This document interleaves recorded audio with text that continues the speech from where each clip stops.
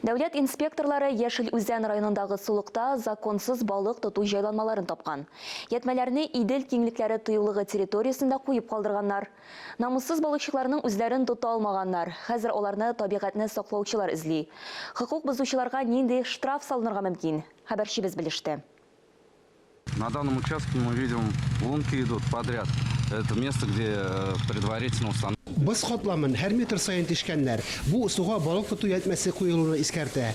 Devlet inspektorları yetmenin tirenliğini tekşire. Tertip buzular yok dedik. Aldığı gün yetmeni sudan çıkargan buğular ihtimal.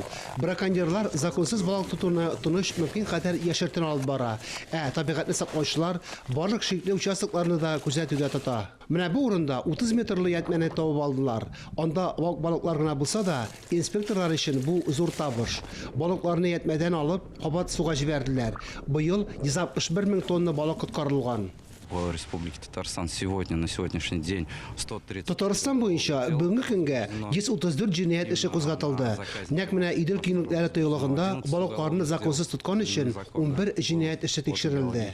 Zakonsuz yetmeler namuslu balıkçılar içinde tuzakka ilerlerge mümkün. Devlet inspektorları gün sayın reydlarga çıkıp zakon buzucularını açıklay.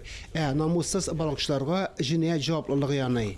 Faris Muhammadov, Regina Safiyulina, Davil Muhammad Khanov, Tataristan yangilıkları.